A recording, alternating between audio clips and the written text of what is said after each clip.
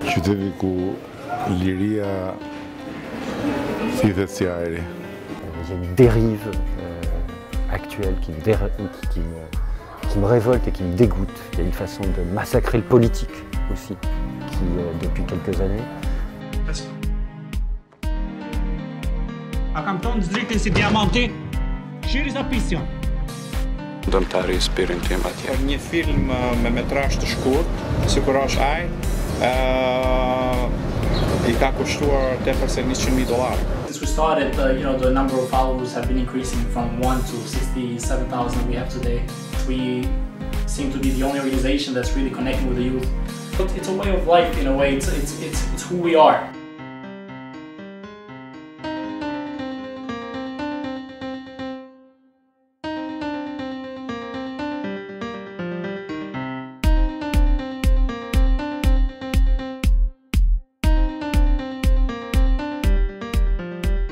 Some of the awards or certificates that I got since I came to America, and I'll tell the story about President Bush.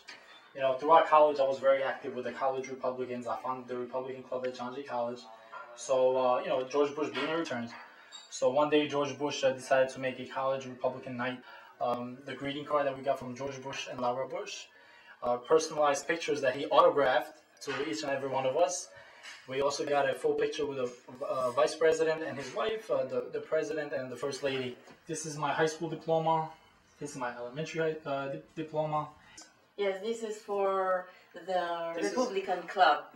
This is when Joseph Uguay, who happens to be an Albanian Roots, he ran for U.S. Senate, and nobody thought he would win.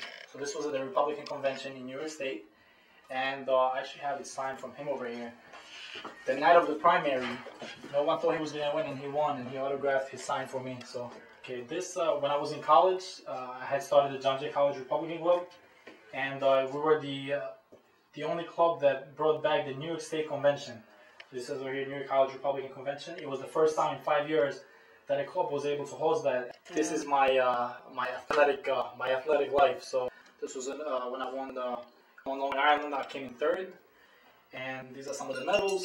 This was a gift from a professor in college who liked a lot of signs and license plates he collected throughout the world. So he made me a custom-made Albanian sign because throughout college they know me as the Albanian kid. So he said, I have an Albanian gift for you, and that was a license plate. We are here together with Marko Kepi, the president of Albanian Roots. Mirë se ju kemi gjetur. Mirë se keni ardhur.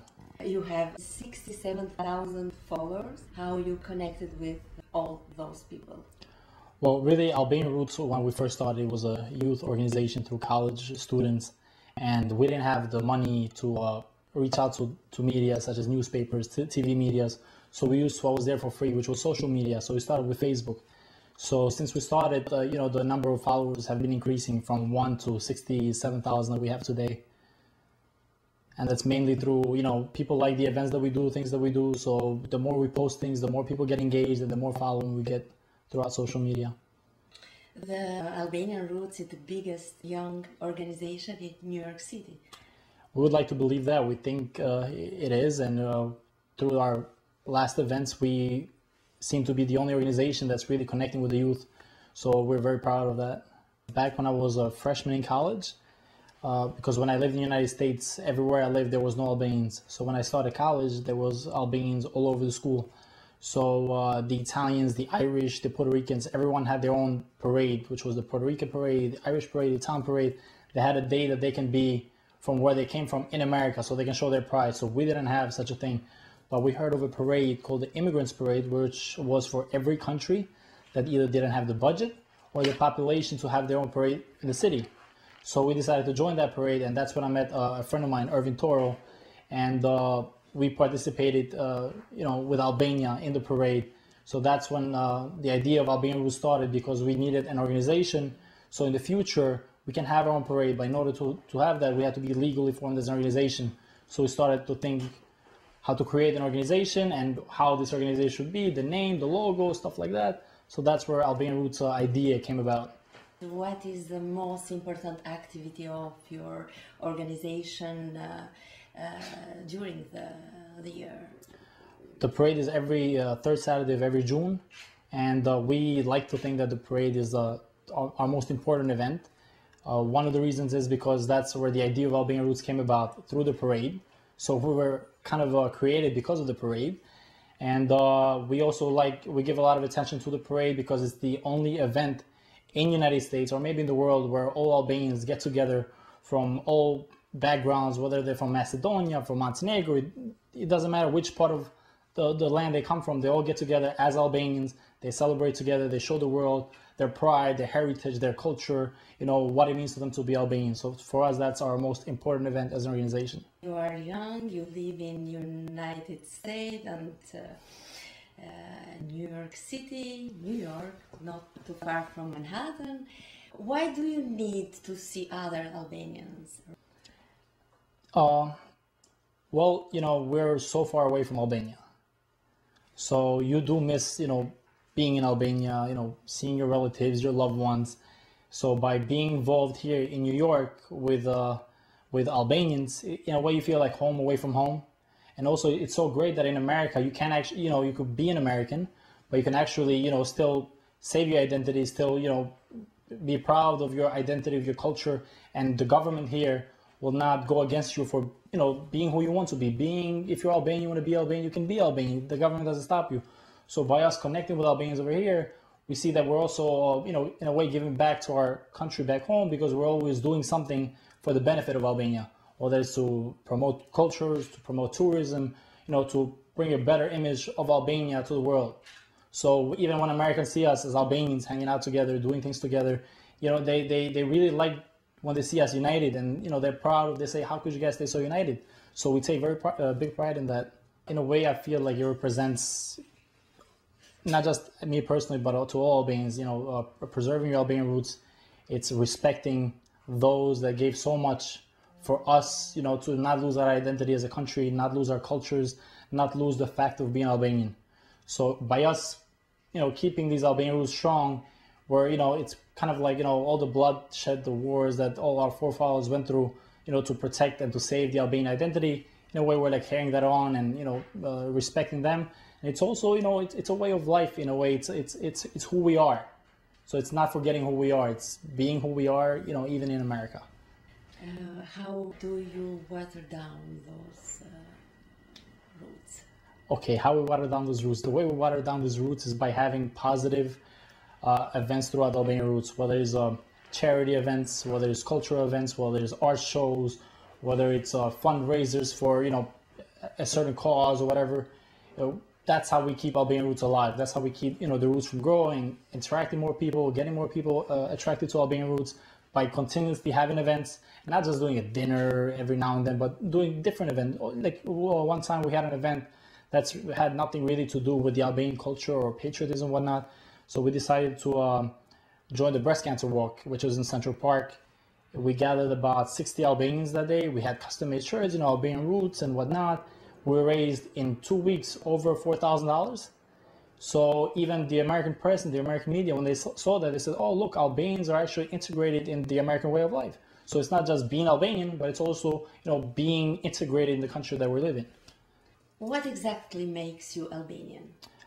Besides my blood, having Albanian blood, I think another thing that makes me Albanian is being tolerant of others. As Albanians are known around the world to be tolerant of religion, to be tolerant of other races and other cultures, and to live in peace. So that's, I think, what is a big part that makes me Albanian, by tolerating others and other cultures and being, peaceful and loving with other people. So Marko Kepi thinks that tolerance is Albanian.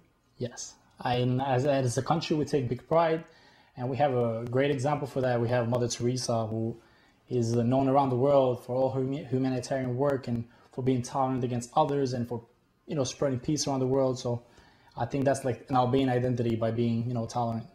It's only tolerance that makes you Albanian? No, that's a big part that makes me Albanian. There's obviously other things like my heritage and, the culture and the pride and, being a hard worker, respecting others, doing what's right, whether it's for yourself or for the community or the area where you're living. That's all positive things that, makes me Albanian, that I take a lot of pride in. You came in United States when you were 11. Yes. And completed all your education here. What makes you different to another American student? What makes me different is that, coming from Albania, as a kid, growing up and seeing the struggles, what you can achieve there and what you cannot achieve there, knowing how hard it is to, go through with life and the difficulties of life, that's different from the American students, because a lot of American students here, they take for granted a lot of things, including their freedom, such as freedom of speech, freedom of religion. Things are more like handed into them. Whereas, kids growing up in Albania, you gotta hustle pretty much. You have to work hard for everything. So when you come here, and that's why a lot of immigrant students, not just Albanians, when they come to America, they excel. They're better than some of the American students, and teachers are like, why are these kids so much better? It's not like they're better or smarter than them, but they just see it over here as easier for them to, achieve better things, because they know how hard it is over there. So they see it here as an opportunity to, excel even more by working hard, because they know the struggles that they had back home, which were the American kids, they haven't had that experience. They don't know how hard it is in other places. They think it's everywhere like America, but that's not the case. Another thing is, you come to a country like America, it's a big country, and, when you're new to the class, everyone knows you not by your name, but as the Albanian kid. So in a way, I guess that touches like our morals, and you don't want to fail, so you don't want them to say, oh, look, the Albanian kid is failing, because it's kind of like you're representing the whole country. So you have to try even harder, not just for yourself, but kind of like for your country and your people over there, because you want to make them proud. You want people to see you as a good example, as a positive example. So you have to work a little bit harder to prove to everyone that, you know what, we might come from a small country, we might be from a poor country, but we're very successful. And did you have some difficulties in the integration, or do you feel that you were different or special? Well, I feel like I'm blessed, and there was a lot of difficulties, because coming from Shkodër, a small city where most of the people know everyone, and everyone's from the same country, same background, same race, coming to America in the middle of Queens, where you have people from all over the world, it was a big cultural shock. That was the first time I saw Asian Americans, the first time I saw Indians, the first time I saw African Americans. So I was really like in a culture shock. I could not believe, I was seeing people, I was shocked. I've never seen people like that before. So there was a lot of difficulties. The language also played a big barrier, because, if you're not capable to communicate properly, you have a lot more difficulties than the other kids. So those were some of the difficulties. But you didn't feel some discrimination in this country? There was times, obviously, and I don't want to consider it discrimination, because, when you're a little kid in school, what some other little kid says to you, it's at the end of the day, it's just kids, growing older. But from the adults, from the professors, from the teachers, I've never had any sort of discrimination. I mean, as kids, you always have kids that bully and pick on other kids. I guess that's normal. It's life. But in America, that's the beauty of America. You could be Albanian, you could be whatever you can be, and no one will judge you in the wrong way because you come from a different place. So that's why this country is so great, because they tolerate other people and other cultures, and they don't use, they don't put down people by racism and, such discriminations. You just graduated? Yes. What was the most important to tell from this period? I went to John Jay College of Criminal Justice. I majored in political science, and I minored in history, speech, drama, and theater. And then I continued my education for my executive MBA, for my master's at Wagner College in Staten Island. And even from the schools, there's a big difference, because in the undergrad, it's almost similar to high school, but you have a lot more responsibilities as a student. The teachers don't walk you by the hand. You have to start making your own decisions. And when you go for your master's, it's a whole nother world. I was the youngest student in class. Everyone in my class was over 40 years old, and they were all doctors and lawyers. So I was the only one that was really a student, because I didn't see them as students. They were more professionals. So that was really like a big wakening up, and kind of like seeing yourself by looking at your peers, that that's going to be me one day. After I finish this master's, I can be as successful as them. So it was important. And again, when we compare Albanians students or the Americans here, they were all American, and they were in their 40s doing their masters, where I was only 22 doing the master same time as them. So they used to, kind of joke around with me. They used to say, "Oh, you're so smart, you're taking to school with 40-year-olds." So maybe, that's what, they didn't see it when they were my age, to get a master's, because they didn't see the difficulties. But me, as coming from, a small country like Albania, I wanted to finish school right away. I wanted to take care of everything. So that's another plus that I think we should cherish as immigrants. The class of 2014 was qualified the most indebted Yep. ever. Yep. Are you in debt? For my master's, I am in debt. I come from a middle-class Albanian family. It's not. We've only been in this country for 14 years. My parents are not very wealthy. We're 3 kids in the house. All 3 of us were going to school. For my undergrad, it was a lot cheaper. So I was going to school and working. So I paid the whole school myself. I also had some scholarships that helped. But when it comes to the master's, there is no scholarships. You can only either pay for it or take out a loan. I didn't have all the money to pay, obviously, so I took loans. I'm also working, so paying back and forth. But yes, I'm still in debt. I still have a long way to go. What is your favorite word? My favorite word, Albania. I get goosebumps when I hear it. So. What is your least favorite word? My least favorite word, betrayal. That's the opposite of Besa. Yes, opposite of Besa for sure. But Besa is not your favorite word. Besa is a strong word. It's another thing that identifies you as being Albanian. Because when you give somebody your Besa, which is your word, you have to live and die for it. So that's very important. But as a favorite word, I say Albania because when I hear that word, especially when you're outside Albania, you get this sense of pride and joy, and like you get the chills throughout your skin. So I love the word Albania. What turns you off? Lies. What turns you on? What turns me on is success. Knowing that you can achieve and succeed, and that's a big thing. What sound do you love? The sound of love. What sounds do you hate? The sound of failure, which sometimes is silence. What is your favorite curse word? I'd like to think I'm a gentleman, so I don't curse. I don't have a particular word that I would like, especially a curse word. What profession except yours you would like to do in the future? I would have loved to continue my athletic career, especially my track and field. I used to run hurdles, so that would have been something I would have loved to do. What profession you would not want to do? Immigration officer, where you have to deport people, because I would hate to separate families from each other. I thought that you wanted to be president of Albania, for example. That would be nice. You cannot be the president of the United States because you were not born here. Correct. But you can be the president of Albania. That would be nice.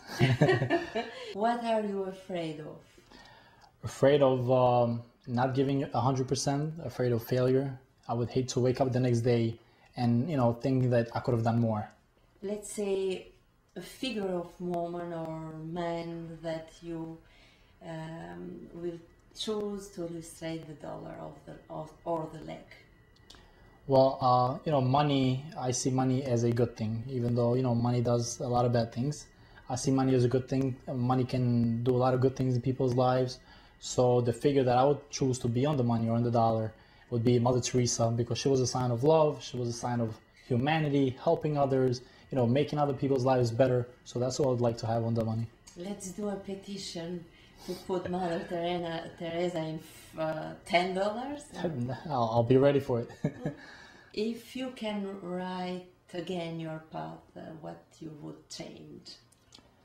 I don't think I would change anything. I like to think that whatever happened, whether it was good or bad, it's something that I learned, it's an experience. So if I went back and changed things and made things perfect, maybe my life would not be the way it is right now. And I like the way my life is right now, so I would not change a thing. Do you live as an Albanian here in New York State or as an American? I think it's both. Everyday life. Yeah, I think it's both. I carry my Albania with me and I show it proudly. But then again, living in America, even if you don't want to be an American, you will eventually become American. You will have a lot of things that separate you from where you came from. But that doesn't mean you lose, what you have with you, but you become Americanized. And it's a good thing because, there's a lot of great things about the American culture. What are your dreams now? Well, now that I finished school, I'm done with everything I needed to do for my education. It's really just pursue my career and try to be successful as I can possibly be. And throughout the process, doing what I love doing, which is, helping my community, helping others, and, getting that feedback from people when you help someone, when they say that thank you, that to me, it's worth a lot more than money can pay. Like the feelings that you get when you help people and you see through their eyes how much they appreciate it and how much of an impact you've had in them, to me, that means everything. So hopefully through my career, I can, change a lot of people's lives. I would love to inspire people and change their lives. Thank you very much. Thank you so much for having me. This is your office, and this is an Albanian That's from Prektali, Prektali. the guy that decided for the borders of Albania. That's a gift from a friend of mine, Jadosh Vukaj from upstate New York. He gave me that. And I like this book because I have great respect from King Saul, because I feel like he took a piece of land and made it a country.